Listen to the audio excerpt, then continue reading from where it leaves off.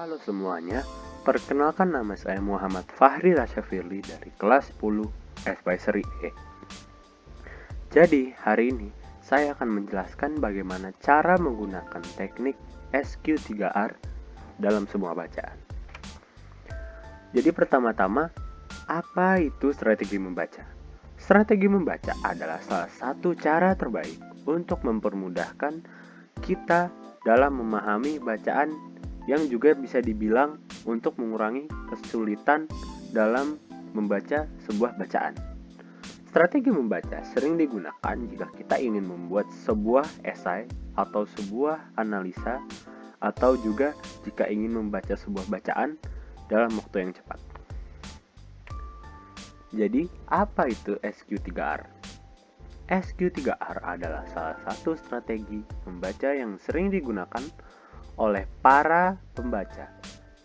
Singkatan dari SQ3R adalah Survey, Question, Read, Recite, dan Review.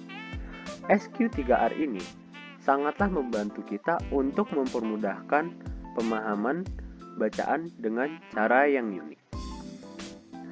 Jadi, ciri-ciri dari SQ3R terdapat 5 hal yang saya sebut tadi, yaitu Survey, Question, Read, Recite, dan Review.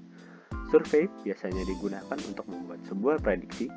Question yaitu membuat pertanyaan mengenai teks yang bisa dilihat dari bold, tulisan bold, atau foto atau judul.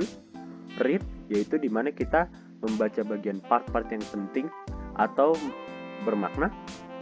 Keempat yaitu membuat ringkasan mengenai teks yang sudah kita baca. Lalu melakukan review dimana kita menjawab pertanyaan yang kita buat tadi mengenai teks tersebut. Jadi, contoh artikel yang saya gunakan pada saat ini yaitu adalah polusi udara, penyebab, dampak, dan bagaimana penanganannya oleh tirto.id. Jadi, menurut survei saya, menurut gambar di samping kiri ini, saya bisa melihat bahwa artikel ini akan mendiskusikan atau menjelaskan penyebab, dampak, dan bagaimana penanganan dari polusi udara. Lalu saya membuat prediksi dari gambar tersebut bahwa dengan melihat saya judul dari artikel ini, saya memprediksi bahwa artikel ini akan menjelaskan penyebab, dampak, dan bagaimana cara menangani polusi udara. Lalu terdapat beberapa contoh untuk menanganinya. Lalu saya membuat pertanyaan dari artikel tersebut dengan membaca tulisan bold yang terdapat, yaitu yang pertama adalah apa penyebab dari terjadinya polusi udara, apa dampak yang ditimbulkan oleh polusi udara, dan bagaimana cara menangani polusi udara.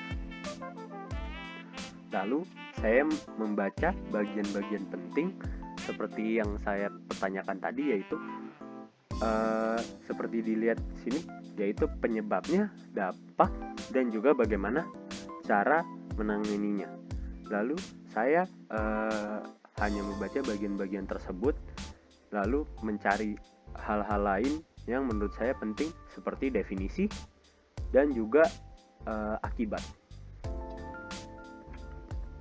Lalu saya membuat sebuah ringkasan mengenai artikel tersebut, yaitu artikel ini menjelaskan arti dari polusi udara. Lalu saya memahami bahwa polusi udara adalah pencemaran pada udara dengan hadirnya berbagai bahan pencemar di luar ambang batas.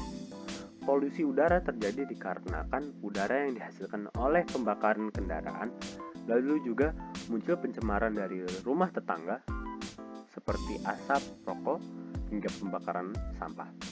Polusi udara mengakibatkan banyak orang terpapar glaukoma dan kematian dini akibat polusi udara mencapai 7 juta kasus per tahun dikarenakan pencemaran udara melalui penyakit stroke, penyakit jantung, penyakit paru obstruk kronik, kanker paru-paru, dan infeksi saluran pernapasan akut.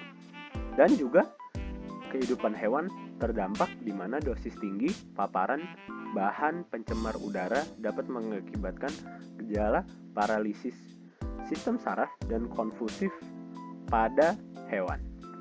Untuk menangani polusi ini, udara ini, yaitu dengan menggantikan alat transportasi berbasis bahan bakar fosil menjadi transportasi bertenaga listrik dan menghijaukan kembali bumi dengan menanam pohon. Lalu saya mereview, yaitu dengan menjawab pertanyaan-pertanyaan yang tadi saya buat, yang terdapat 3 pertanyaan. Yang pertama, apa penyebab terjadinya polusi udara? Saya menjawab bahwa polusi udara terjadi dikarenakan udara yang dihasilkan pembakaran kendaraan, lalu juga muncul pencemaran dari rumah tangga seperti asap rokok hingga pembakaran sampah. Pertanyaan kedua yaitu apa dampak yang ditimbulkan oleh polusi udara? Yaitu banyak orang terpapar glaukoma dan kematian dini akibat polusi udara dikarenakan pencemaran udara melalui penyakit stroke, penyakit jantung, penyakit paru obstruktif kronik, kanker paru-paru, dan infeksi saluran pernapasan akut. Lalu kehidupan hewan juga terdampak di mana dosis tinggi paparan bahan pencemar udara dapat mengakibatkan gejala paralisis sistem saraf dan konvulsi pada hewan. Pertanyaan terakhir yaitu bagaimana cara menangani polusi udara, yaitu dengan menggantikan alat transportasi berbasis bahan bakar fosil menjadi transportasi bertenaga listrik dan menghijaukan kembali bumi dengan menanam pohon. Terima kasih sudah memperhatikan video ini. Semoga bermanfaat.